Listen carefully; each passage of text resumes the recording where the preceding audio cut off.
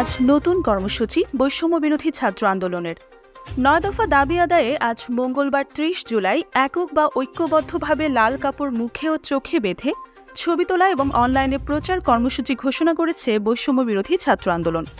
সোমবার ২৯ জুলাই রাতে আন্দোলনের সমন্বয়ক মোহাম্মদ মাহিন সরকার এক সংবাদ বিজ্ঞপ্তিতে এই কর্মসূচির কথা জানিয়েছেন।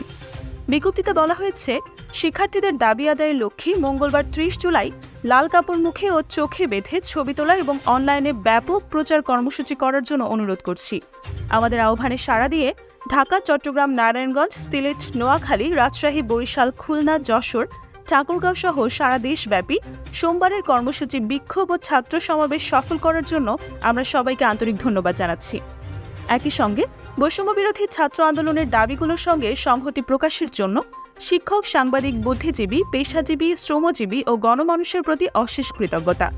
বিজ্ঞপ্তিতে বলা হয়, বিশ্ববিদ্যালয়, কলেজ, স্কুল, মাদ্রাসা সহ সব শিক্ষা প্রতিষ্ঠানের শিক্ষার্থী ও দেশের আপামর জনসাধারণের কাছে আকুল আবেদন জানাচ্ছি, একটি নিরাপদ বাংলাদেশ গড়তে আপনারা মঙ্গলবারের কর্মসূচি সফলে সহযোগিতা করুন। অবিলম্বে ছাত্র সমাজের ৯ দফা দাবি মেনে নিয়ে দেশকে স্থিতিশীল করুন।